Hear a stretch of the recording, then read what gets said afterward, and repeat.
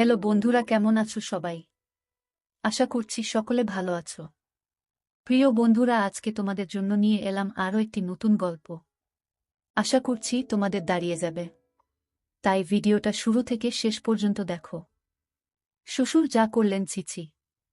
যখন আমি প্রথমবার হৃদয় কেঁপে ওঠা আওয়াজ শুনেছিলাম, তখন আমি ভীষণভাবে ঘাবড়ে গিয়েছিলাম। আমি গভীর ঘুম থেকে তড়িঘড়ি করে উঠে বসে পড়েছিলাম, আর চিৎকার করার আওয়াজ পুরো বাড়ির মধ্যে শুনতে পাওয়া যাচ্ছিল। তার চারিদিকে ছিল নিস্তব্ধতা। আমার ঘরে খুব অন্ধকার ছিল। আমি হাত বাড়িয়ে কোনোরকমে পাশের টেবিল ল্যাম্প জ্বালিয়ে দিলাম। আমি ঘড়ির দিকে তাকালাম। রাত 1:30 বাজে তখন। সেই সময় কান্নার শব্দ শোনা যাচ্ছিল। আমি অবাক হয়েছিলাম যে আমার পাশে শুয়ে থাকা আমার স্বামী রতন তখনও গভীর ঘুমে মগ্ন ছিল।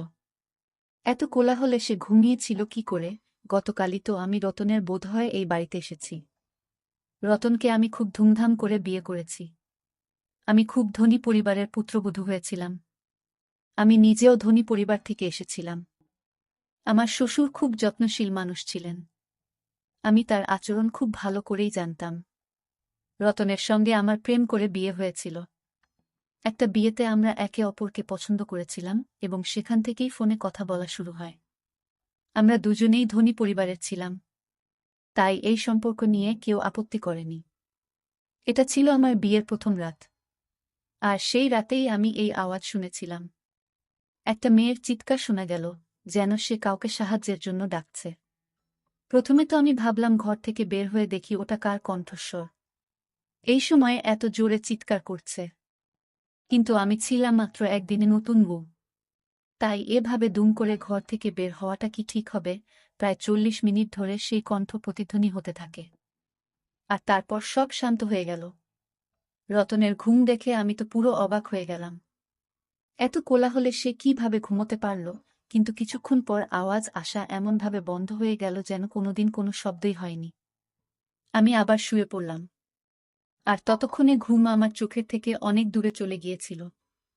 আমার মন সেই চিৎকার করা মেয়েটির দিকে বারংবার চলে যাচ্ছিল। সে কে ছিল? আর সেভাবে কাঁদছিল বা কেন? তার কণ্ঠে সবাই চুপ কেন? নইলে এতক্ষণে তো হাঙ্গামা শুরু হয়ে যাওয়ার কথা। তারপর আমার একটু ভয় লাগতে লাগল। কারণ যেখানে এই প্রাসাদটি তৈরি হয়েছিল সেখানে চারপাশে শুধু বন ছিল। গ্রাম তো ছিল 4 থেকে 4.5 মাইল দূরে। শহরে থাকতে হবে বলে কয়েকদিনের জন্য আমি গ্রামে এসেছিলাম। বিয়ের আগে এটাই ঠিক হয়েছিল। আর শহরে ওদের বাংলাটা খুব সুন্দর ছিল। আর প্রাসাদটা এত বড় ছিল যে কি জানি এখানে কতগুলো ঘর তৈরি করা হয়েছিল। এখানকার বাগানটি অনেক বড় করে তৈরি হয়েছিল। এই বাড়িতে ঢোকার সাথে সাথে আমার মনে হতে লাগলো যে এটা কোনো একটা বড় প্রাসাদ। আমি শুধু একটু তাকিয়ে দেখেছিলাম। কিন্তু এখানকার ঐশ্বর্য দেখে আমার চোখ মুগ্ধ হয়ে গেল। আমার ঘর ফুল এবং মোমবাতি দিয়ে সজ্জিত ছিল।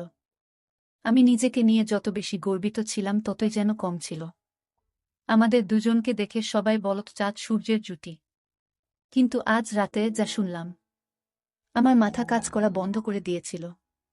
জানি না ভাবতে ভাবতে কখন ঘুমে মাঝে হারিয়ে গেলাম বুঝতে পারিনি। সকালে রতন সুন্দর হাসি মুখে আমাকে ম্যাডাম বলে জাগিয়ে তুলল। বলতে লাগলো, উঠুন, আপনি শান্তিতে ঘুমাতে পারেন। আমি যখন ধীরে ধীরে চোখ খুললাম দেখলাম সে ইতিমধ্যে উঠে গেছে। রতন বিছানা থেকে উঠে জামাকাপড় বের করেছিল। আমাকে বলা শুরু করল যে তোমার কাপড় ড্রেসিং রুমে আছে, সেখানেই তোমাকে পড়তে হবে। এই কথা বলে সে ওয়াশরুমে চলে গেল। আমি আরাম করে উঠে বসে পড়লাম। প্রথমে তো আমায় এমন মনে হয়েছিল যে গত রাতের কথাটা আমার কোনো বাহানা বা মনের ভুল। আমি ওই কথাটাই ভাবতে ভাবতে ড্রেসিং রুমে চলে গেলাম, যেটা আমার ঘরের সাথে বানানো হয়েছিল। এত ভারী পোশাক দেখে আমার চোখ ছানাবড়া হয়ে গেল। ফ্রেশ হয়ে অনেক কষ্টে সেই জামাটা আমি পরলাম। রতন যখন ঘর থেকে বেরিয়ে গেল কিছু মেয়ে আমাকে জিজ্ঞেস করে আমার রুমে এসে আমাকে গয়না পরিয়ে দিল। আরও অনেক কিছু দিয়ে আমায় সাজিয়ে দিয়ে গেল। আজ আমি যখন ড্রেস পরে বের হলাম তখন আমার শ্বশুর আমার সামনে সোফায় বসেছিলেন। তিনি আমাকে দেখে হাসতে লাগলেন। তারপর আমার কাছে এসে আমার উপর কয়েক হাজারের নোট বর্ষণ করে আমাকে স্বাগত জানালেন। তারপর আমাকে বাইরে নিয়ে যাওয়া হলো, যেখানে গ্রামের মহিলারা আমাকে দেখার জন্য অপেক্ষা করছিল। জানি না কতক্ষণ তারা প্রচণ্ড রোদে বসেছিল আমাকে এক ঝলক দেখার জন্য। আমার শ্বশুর বলতে শুরু করলেন যে তিনি আমাদের বাড়ির নতুন মালকিন রতনের স্ত্রী। সমস্ত মহিলা আমাকে সালাম জানাতে শুরু করলেন। সেখানে বেশি সময় থাকতে পারলাম না। প্রখর সূর্যের তাপ আমার অবস্থা আরও খারাপ করে দিল। তাড়াতাড়ি আমি আমার ঘরের ভিতরে ঢুকে পড়লাম আর এসি অন করে বসলাম। সারাদিন একটানা মানুষ আসা যাওয়া করতে থাকল। রতনের সাথে আমার দেখা হয়েছিল শুধু গত রাতেই, নইলে সারাদিন সে বিভিন্ন পুরুষদের সঙ্গেই ছিল। গ্রামের আরও কিছু আচার অনুষ্ঠান আছে। এখানে স্বামী স্ত্রী একে অপরের সাথে কম সময় কাটায় এবং অন্যদের সাথে বেশি সময় কাটায়। আমার ক্ষেত্রেও তাই হয়েছে। রাতে আমি ক্লান্ত হয়ে পড়েছিলাম, সেজন্য আমি শুয়ে পড়ার সাথে সাথে ঘুমিয়ে পড়লাম। আর রতন আমাকে বলতে লাগল যে গ্রামের পরিবেশ দেখে তো তুমি বিরক্ত হয়ে গেছ। সে আমার দিকে আদর করে তাকাল। তারপর আমি চোখ খুলে একটু হেসে দিলাম। আমি বললাম, রতন, এবার তাড়াতাড়ি শহরে ফিরে যাওয়ার কথা ভাবব। আমি এমন পরিবেশে অভ্যস্ত নই। আমার কথায় কেন জানি না রতনের হাসি মিলিয়ে গেল। তারপর বিছানায় হেলান দিয়ে এসে বসল। বলা শুরু করল, এখন তো সেটা সম্ভব না, কিন্তু আমি চেষ্টা করব। আমি ঘুমিয়ে থাকলেও চোখ মেলে তার দিকে তাকাতে লাগলাম। রতন, আমি 3 দিনের বেশি গ্রামে থাকতে পারব না। তুমি এটা খুব ভালো করেই জানো। এখানকার পোশাকে, এখানকার জীবনযাত্রায় আমি দম বন্ধ অনুভব করি। অদ্ভুত এক শ্বাসরুদ্ধকর পরিবেশে এখানে আমি থাকতে পারব না। আমার কথা শুনে সে গভীর চিন্তায় পড়ে গেল। তখন সে একটা সিগারেট বের করে লাইটার দিয়ে জ্বালিয়ে ধূমপান করতে লাগল। আমার ঘুম পেয়েছিল, তাই আমি তাড়াতাড়ি ঘুমিয়ে পড়েছিলাম। রাতে আবার একই শব্দে আমার চোখ খুলে গেল। সেই একটি মেয়ের চিৎকার, নিজেকে বাঁচানোর জন্য সাহায্য চাইছিল সে। আমি সঙ্গে সঙ্গে উঠলাম এবং রতনকেও জাগিয়ে দিলাম। ঘুমের মধ্যেও আমাকে দেখতে লাগল। আমি বললাম, রতন, কেউ চিৎকার করছে। আমার কথায় সে লুকিয়ে চোখ ফিরালো আর বলতে লাগল কিরকম কণ্ঠ, আমি তো এখানে কোনো শব্দ শুনতে পাচ্ছি না। ওর এই কথা শুনে আমি তো অবাক হয়ে গেলাম। এটা কিভাবে সম্ভব হলো? আমি তো মেয়েটির কান্নার শব্দ দিব্যি শুনতে পেলাম, কিন্তু রতন তা শুনতে পাচ্ছে না। আমি অবাক হয়ে রতনের দিকে তাকালাম। আমি বললাম, তুমি একটা মেয়ের গলা শুনতে পাচ্ছ না? সে বলতে লাগল, না, আমি তো কোনো শব্দ শুনতে পাচ্ছি না। আমি ঘুমোচ্ছি, আমাকে আর বিরক্ত করবে না। এই বলে সে আবার ঘুমিয়ে পড়ল। আর ভয়ে আমার অবস্থা খারাপ হয়ে গিয়েছিল। এই কণ্ঠস্বর কি শুধু আমি শুনছিলাম? তার মানে তাহলে কি ওটা কোনো ভূত? ভাবতে ভাবতে আমি ভয়ে কাঁপতে লাগলাম। ভয়ে আমি রতনকে জড়িয়ে ধরে শুয়ে পড়লাম। আমার হৃৎপিণ্ড জোরে জোরে স্পন্দিত হচ্ছিল। এখন এই প্রাসাদে একদিনও আমার থাকতে ইচ্ছে করছিল না। আমি তো ভূতকে খুব ভয় করতাম। পরদিন সকালে আমি রতনের সঙ্গে শহরে যাওয়ার কথা বলতে শুরু করি। আমি বললাম, আমি শহরে ফিরে যেতে চাই। আমার ভয় লাগছে এখানে। আমি এখানে 2 দিন ধরেই চিৎকারের শব্দ শুনতে পাচ্ছি, যেন সাহায্যের জন্য কোনো মেয়ে ডাকছে। আমি এখানে থাকতে পারব না আর। ভয়ে মনে হচ্ছিল এখনই আমি কেঁদে ফেলব। রতন আমার মুখ মনোযোগ দিয়ে দেখছিল। সে থেকে থেকেই নিজের নজর লুকাচ্ছিল আমার থেকে। সে আমাকে বলা শুরু করল, বছরের পর বছর ধরে প্রাসাদটি এভাবেই ভুতুড়ে হয়ে রয়েছে। কেউ কেউ এমন শব্দ শুনতে পায়, যেমন তুমি শুনতে পাচ্ছ, কিন্তু সেই ভুতুড়ে শব্দ বা ছায়াগুলো কখনো আমাদের ক্ষতি করেনি। নইলে আমার বৌদিরা কি এখানে থাকতে পারত? রতনের কোনো কথাতেই আমি শান্তি পাচ্ছিলাম না। আর আমি শুধু শহরে যাওয়ার অপেক্ষায় ছিলাম। সকালে জলখাবার খাওয়ার সময় আমার শ্বশুর রতনকে জিজ্ঞেস করলেন, তুমি কখন শহরে যাচ্ছ? একথা শুনে রতনের চায়ের কাপ হাতেই থেকে গেল। কিন্তু আমি মনে মনে খুশি হলাম যে কেউ আমাদের গ্রাম থেকে শহরে পাঠানোর কথা ভেবেছে। রতন বলল, বাবা, যা তোমার হুকুম। রতন কষ্ট করে এক কথা বলেছিল। বাবাকে সে খুব ভয় পেত। শ্বশুর বলতে লাগলেন, আজ সন্ধ্যার মধ্যে শহরে যাবার প্রস্তুতি নাও। সেখানে গিয়ে তুমি সেখানকার কাজ দেখো। আমি তো তখন পুরো আনন্দে আটখানা। তখন আমি তাড়াতাড়ি কাজ শেষ করলাম আর চেয়ারটা পিছনে ঠেলে উঠে দাঁড়িয়ে পড়লাম। শ্বশুর আমাকে তখন বলতে লাগলেন, বৌমা, তুমি আজ ঠিক মতো নাস্তা করনি কেন? আমি বললাম, আমাকে নিজের এবং রতনের জন্য প্যাক করতে হবে। সন্ধ্যার মধ্যে সে সব কাজ সারতে সময় লাগবে আমার কথা শুনে শ্বশুর রতনের দিকে তাকাতে লাগলেন আর বললেন, তুমি বউকে বলেনি যে সে এখন এখানেই থাকবে? এই ব্যাপারটা আমার হৃদয়ে আঘাত করেছিল এবং আমি অবাক হয়ে রতনের দিকে তাকিয়েছিলাম। রতন বলতে লাগল, আমি ভুলে গেছি বাবা। আমার শ্বশুর তখন আমাকে বলতে লাগলেন, তুমি এখন আমাদের ইজ্জত আর আমাদের বাড়ির মহিলারা প্রাসাদ থেকে বের হয় না। তুমি এখানেই থাকবে, শহরে শুধু রতন যাবে। আমি এটা শুনে হতবাক হয়ে গিয়েছিলাম, রতন এটা আগে বলেনি আমায়। সে আমাকে এটাই বলেছিল যে আমাকে কিছুদিন মাত্র গ্রামে থাকতে হবে। তারপর সে আমাকে তার সাথে শহরে নিয়ে যাবে। আমি রাগ করে উঠে ঘরে চলে গেলাম। আমাকে মিথ্যা বলা হয়েছিল। কিছুক্ষণ পর ঘরে এলো রতন। আমি কাঁদতে কাঁদতে বললাম, আমি ভুতুরে বাড়িতে থাকতে চাই না। তুমি আমাকে বলেছিলে যে আমরা শহরে থাকব। তুমি গিয়ে তোমার বাবাকে বলো।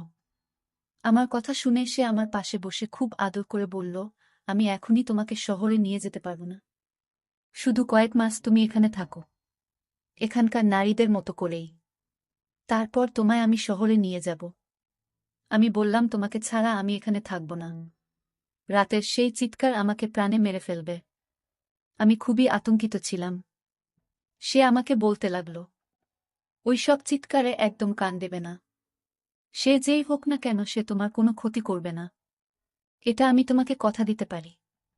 তুমি শুধু রুমটা লক করে রাখবে আর রাতে একদম বাইরে বেরোবে না। রতনের কথা আমাকে অনেক ভয় পাইয়ে দিল। আমি বললাম, রাতেই ঘরে আমি একা ঘুমাতে পারব না।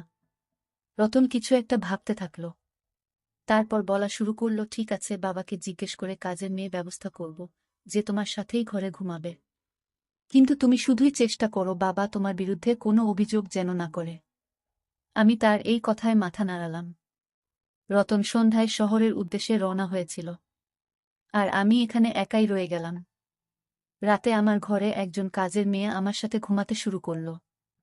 সে তার বিছানা মাটিতে বিছিয়ে শুয়ে পড়ত। রাতে যখনই চিৎকারের আওয়াজ আসত আমার চোখ খুলে যেত। চিৎকারের আওয়াজ যখন আসত আমি বুঝতে পেরেছিলাম যে সে দাসী ওই আওয়াজ শুনতে পায়। কারণ আওয়াজ আসতেই ওই মেয়েটি ঘুম ভেঙে যেত আর সে এপাশ ওপাশ করতে থাকত। অনেকবার আমি দাসীকে চিৎকারের বিষয়ে জিজ্ঞাসা করেছি। তাকে সে ব্যাপারে জিজ্ঞাসা করলেই তার মুখ ফ্যাকাশে হয়ে যেত আর সে ভয় পেয়ে যেত।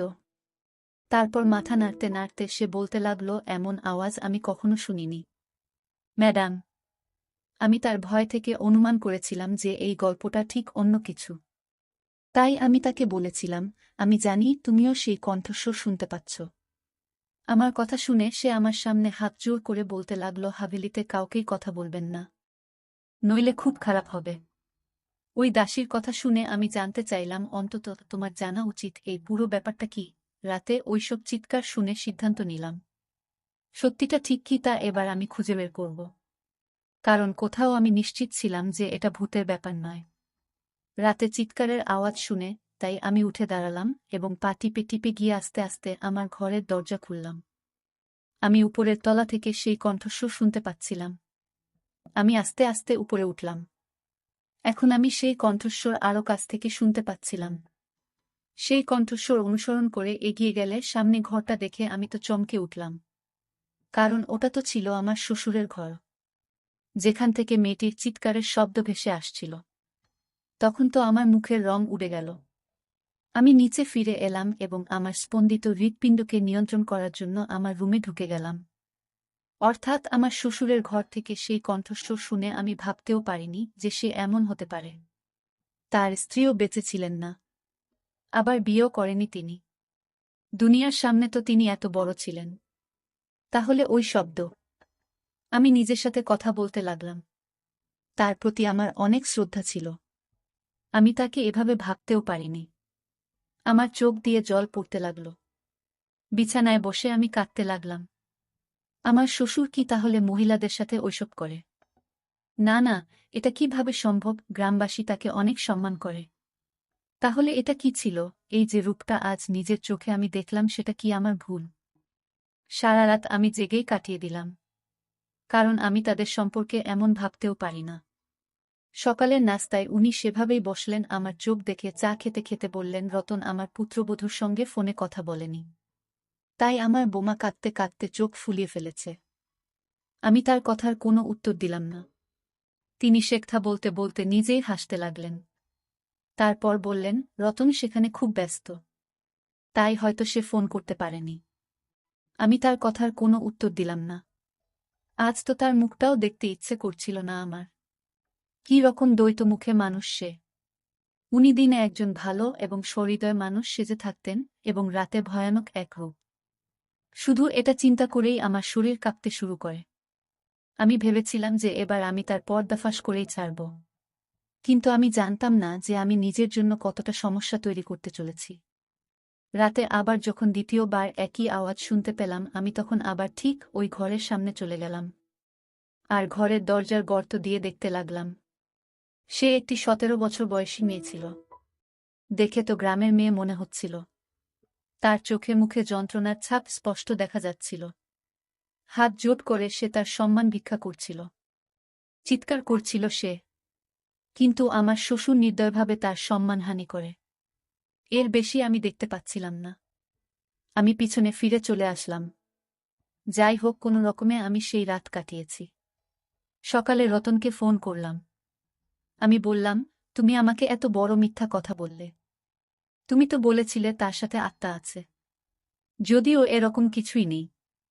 সেই চিৎকারগুলো গ্রামের নিরীহ মেয়েদের, যারা তোমার বাবার লালসার শিকার হয়। আমার মুখে যা আসছিল তাই বলছিলাম। আমি রতনকে গত রাতে সব কথা খুলে বললাম। আমার কথা শুনে রেগে গিয়ে সে বলতে লাগল, মুখ বন্ধ রাখো। যেমন প্রাসাদের সব লোকেরা মুখ বন্ধ রাখে। অন্যথায় মিরাজের ক্ষমতা সম্পর্কে তোমার ধারণা নেই।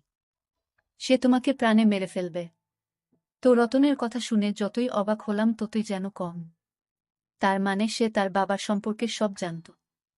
ফোনটা আমি বন্ধ করে দিলাম। অশুভ ঘুরতে দেখে সে চুপ করে থাকল কি করে? আমি শুধু একটি প্রমাণ চেয়েছিলাম, কারণ এখানে এমন কেউ ছিল না যে মিরাজের বিরুদ্ধে একটি শব্দ উচ্চারণ করবে। তাই আমি রাত নামার আগে অসুস্থতার অজুহাত তৈরি করলাম এবং নিজেকে আমার ঘরে বন্দি করে রাখলাম। আমি জানতাম কখন মিরাজ উপরে যায়। তাই আমি আমার পিছনে জানালা দিয়ে বেরিয়ে এলাম এবং পাইপ লাইন ধরে উপরে উঠে গেলাম। সেই সময় মিরাজের ঘরের বাইরে জানালা খোলা ছিল। আমি সেই জানালা দিয়ে সেই ঘরে পৌঁছলাম এবং সেই ঘরটি কোনো নতুন বরে সজ্জিত ঘরের মতোই সাজানো ছিল। আমি সেই জানালার কাছে একটি কোণে লুকিয়ে রইলাম। রাত 1:30টায় মিরাজ ওই ঘরে এসে সামনের সোফায় বসলেন। কিছুক্ষণ পর তার চাকর একটা মদের বোতল এনে তার সামনে টেবিলে রাখল। মোবাইলের ক্যামেরা আমি অন করলাম। কিছুক্ষণ পর সেই ঘরে একটা 16 বছরের নিষ্পাপ মেয়ে এলো। সে কাঁদছিল। সে বারবার বলেছিল যে সে তার পরিবারের সদস্যদের কাছে যেতে চায়। চাকরটা মেয়েটিকে ধাক্কা দিয়ে ঘরের ভিতরে ফেলে ঘর বন্ধ করে চলে যায়। মিরাজ খুব আরামের সোফায় বসে মেয়েটির অসহায়ত্ব দেখছিল, যে কিনা অঝরে কাঁদছিল। মেয়েটি দরজায় ধাক্কা দিচ্ছিল। নিজেকে বাঁচাতে সাহায্য চাইছিল। তার আর্তনাদ প্রতিধ্বনিত হচ্ছিল প্রাসাদের প্রাণহীন দেওয়ালে। সেখানকার মানুষ এই নৃশংসতার সম্পূর্ণ নীরব ছিল। মেয়েটি দরজা ধাক্কা দিতে দিতে ক্লান্ত হয়ে পড়লে মিরাজের কাছে এসে হাত জোড় করে বলতে লাগল, আমাকে ছেড়ে দিন, আমাকে ছেড়ে দিন মিরাজ সাহেব, আমাকে যেতে দাও। আমি তোমার মেয়ের বয়সী। আমার প্রতি করুণা করো। ওর কথা শুনে শ্বশুর রাগ করে উঠে গেলেন আর ওর চুল ধরে রাগ চোখে তাকিয়ে বললেন, নিচু জাতের মেয়ে, তোমার এত সাহস যে আমার সামনে তুমি কথা বলো। আমি এবার তোকে বলি, আমার সামনে যারা কথা বলে তাদের আমি কি অবস্থা করি। এই বলে সে মেয়েটিকে প্রচণ্ড জোরে মাটিতে ফেলে দিল। তারপর তার পেটে লাথি মারতে লাগল। মেয়েটি যন্ত্রণায় চিৎকার করে উঠল। আর আমি এসব দেখতে পারছিলাম না। জানি না কিভাবে নিজেকে কন্ট্রোল করলাম। আমি ওখানে দাঁড়িয়ে আমি এসব দেখছিলাম। তারপর লোকটি মেয়েটিকে ধরে বিছানায় ছুঁড়ে ফেলল এবং সাথে সাথে সে তার সিগারেট জ্বালিয়ে মেয়েটির মুখে লাগাল। আমিও মেয়েটির চিৎকারের সাথে সাথে চিৎকার করে উঠলাম। মিরাজ সঙ্গে সঙ্গে সেখান থেকে পিছু হতে গিয়ে পিছনে ঘুরতে লাগল। আমার চিৎকার শুনে সে বুঝতে পারল যে ঘরে মেয়েটি ছাড়া অন্য কেউ আছে। সে আমাকে খুঁজে পাওয়ার আগে আমি এক জানালা দিয়ে বাইরে বেরিয়ে গেলাম। কিন্তু সে হয়তো আমাকে দেখে ফেলেছে। আমি পেশাদার গোয়েন্দা তো ছিলাম না, ছিলাম একটা সাধারণ মেয়ে। আমি যে রাস্তা দিয়ে এসেছিলাম সেভাবে নিচে নেমে পড়লাম। কিন্তু আমি ঘরের বদলে প্রাসাদের পেছনে চলে গেলাম। সেখানে গিয়ে লুকিয়ে পড়লাম। পুরো প্রাসাদের একটা হইচই অনুভব করলাম। অনেক পদক্ষেপের শব্দ শোনা গেল। একটা ঘন ঝোপের মধ্যে লুকিয়ে রইলাম আমি। অনেক চাকর টর্চ জ্বালিয়ে আমাকে খুঁজছিল। আমি তো শ্বাস নিতে ভুলে গিয়েছিলাম। আমার ভয় ছিল এখনই আমি বুঝি ধরা পড়ব। কিছুক্ষণ পর ওই চাকররা সেখান থেকে চলে গেল। তারা চলে যাওয়ার সাথে সাথে আমি স্বস্তির নিঃশ্বাস ফেললাম। আমি একটা গাছে উঠতে লাগলাম যেটা এই প্রাচীরের দেয়ালে লেগে আছে। গাছে উঠে দেয়ালের ওপাশে তাকালাম, যেটা ছিল ঘন জঙ্গল। আমি সেখানে ঝাঁপিয়ে পড়লাম। সেই জঙ্গল পেরিয়ে কোথায় পৌঁছাব জানতাম না, কিন্তু আমি দৌড়তে থাকলাম। সকাল পর্যন্ত দৌড়ালাম। ম্লান আলো আসতে দেখলাম যে রাস্তার কাছে আমি পৌঁছে গেছি। একই সময়ে শহরের দিকে যাওয়ার জন্য একটি বাস যাচ্ছিল। সেই বাসেই বসলাম। সারাটা পথ আমার ওড়না দিয়ে আমি মুখ লুকিয়ে রাখলাম। শহরে পৌঁছানোর সাথে সাথে আমার বাবার বন্ধুর সাথে আমার দেখা হলো, যিনি পুলিশের এসপি ছিলেন। তাকে সেই ভিডিও দেখালাম আমি। আমার কারণে ওই গ্রামেই জঘন্য খেলার গল্প শেষ হয়ে গিয়েছিল। মিরাজের পাশাপাশি রতনও ধরা পড়ে। ওই লোকেরা গ্রামের যুবতী মেয়েদের সঙ্গে অন্যায় কাজকর্ম করে তাদের অন্য দেশে পাঠিয়ে দিত। আমি রতনের থেকে ডিভোর্স নিয়েছিলাম কারণ এমন একজনের সাথে আমি আমার জীবন কাটাতে পারব না। কিন্তু আমি খুশি যে আমার কারণে অনেক মেয়ের জীবন রক্ষা পেয়েছে।